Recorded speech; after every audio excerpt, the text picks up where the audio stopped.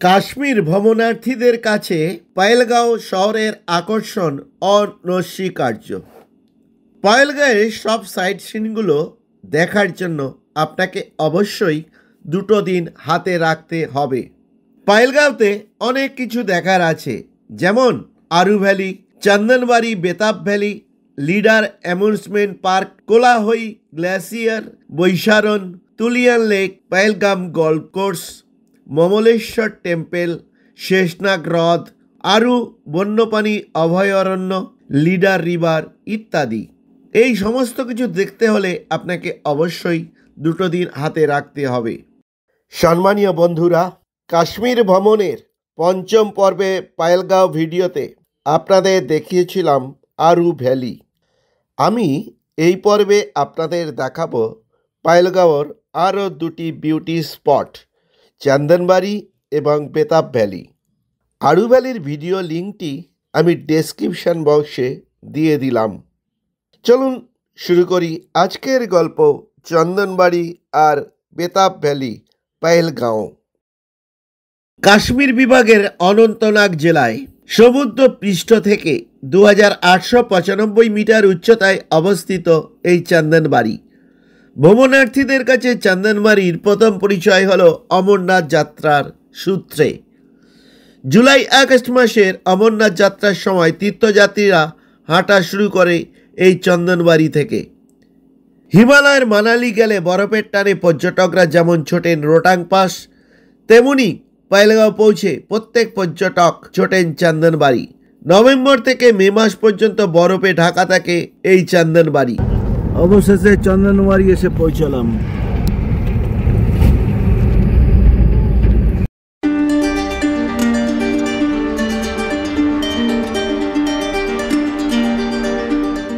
Pine চির আখরোট ছাওয়া 2895 মিটার উঁচুতে ছোট্ট একটি গ্রাম চন্দনবাড়ি। স্থায়ী দোকানপাটের সাথে সাময়িক দোকানপাটও বসে। চা থেকে শুরু করে ভাতের হোটেলও মেলে এখানে। পাহেলগাঁও থেকে চন্দনবাড়ির দূরত্ব 16 কিলোমিটার। চন্দনবাড়ি থেকে 32 কিলোমিটার দূরে 3880 মিটার উচ্চতায় পবিত্র হিন্দু তীর্থ অমরনাথ গুহা।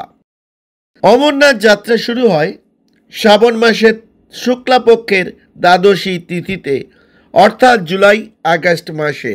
নাম তার ছড়ি মিছিল। কাশ্মীরের ধর্মার্থ সংঘের মহান্ত নেতৃত্ব দেন এই মিছিলের। তার পিছনে চলে সারা ভারত থেকে আসা হাজার হাজার তীর্থযাত্রীর মানব মিছিল। জাতি ধর্মের বিধিনিষেধ নেই অমরনাথজি দর্শনে।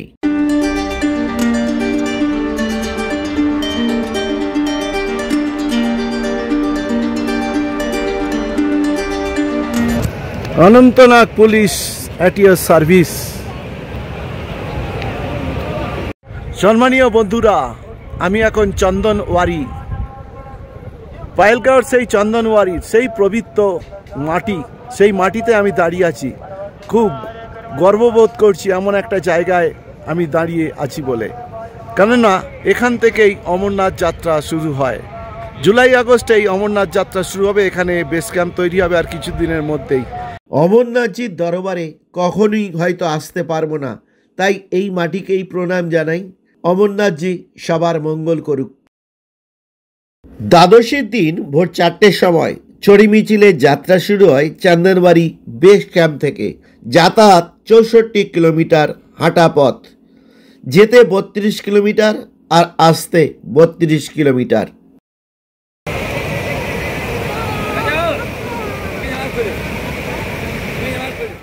আপনি যদি প্রকৃতির সান্নিধ্যে কিছুক্ষণ বিশ্রাম নিতে চান, তাহলে কাশ্মীর ভ্রমণ তালিকায় চন্দনবাড়িকে রাখুন।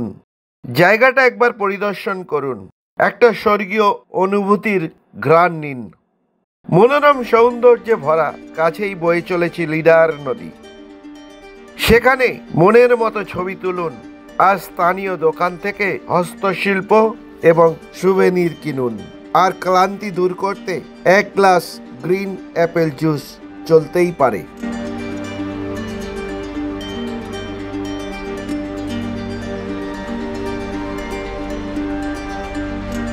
চন্দনবাড়ি কিভাবে পৌঁছাবেন? পহেলগাম থেকে চন্দনবাড়ি পৌঁছানোর জন্য আপনি ট্যাক্সি বা অন্যান্য ব্যক্তিগত যানবাহন ভাড়া করতে পারেন। চন্দনবাড়ির সাথে বেতাব ভ্যালিটাও দেখে নিতে পারেন। আমাদের টিমের সবাই আপেল জুস খেতে ব্যস্ত হয়ে পড়েছে। এই যে আপেল জুস বিক্রি হচ্ছে এখানে, গ্রিন আপেল 50 টাকা পার গ্লাস। আমি এক গ্লাস জুস নিয়ে নিলাম। এক গ্লাস গ্রিন আপেল জুস 50 টাকা নিল। बिना टेस्ट नहीं, नमक दिला टेस्टी। बहुत मजा आ गया।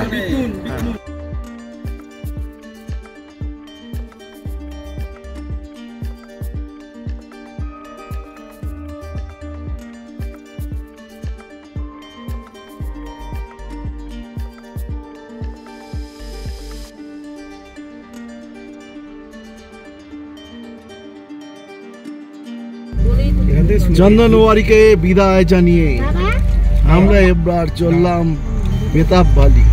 আমাদের পরবর্তী গন্তব্য বেতাব ভ্যালি। সঙ্গে থাকুন আর দেখতে থাকুন ATM ওয়ান স্টেপ চ্যানেল।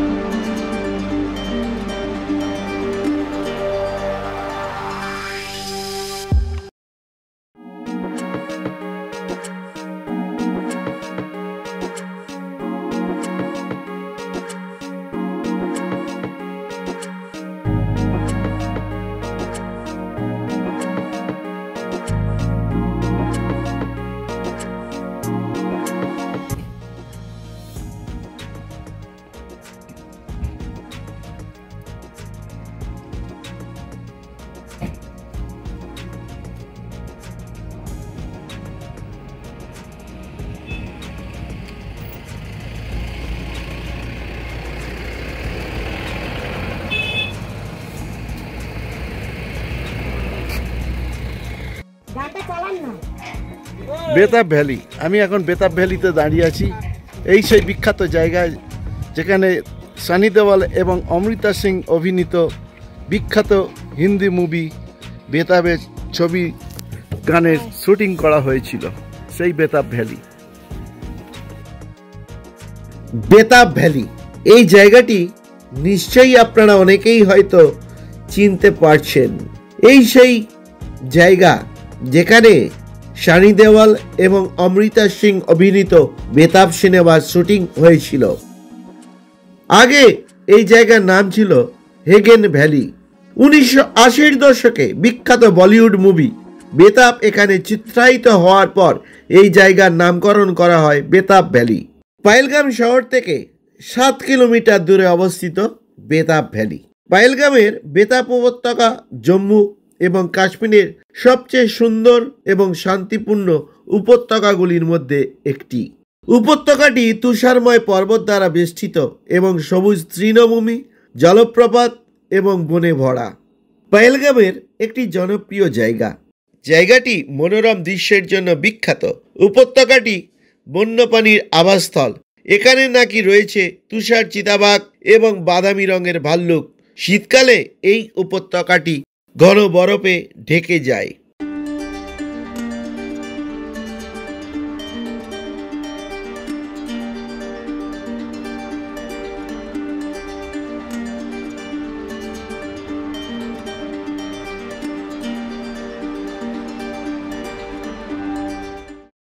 সম্মানীয় বন্ধুরা, ভিডিওটি দেখার জন্য আপনাকে জানাই অসংখ্য অসংখ্য ধন্যবাদ। পরের পর্বে দেখুন পহেলগাঁওর আরও একটি আকর্ষণীয় বিউটি স্পট বৈশারণ উপত্যকা, যাকে বলে মিনি সুইজারল্যান্ড। তাহলে আপনাদের সঙ্গে দেখা হচ্ছে বৈশারণ উপত্যকা পর্বে। সবাই ভালো থাকবেন, সুস্থ থাকবেন।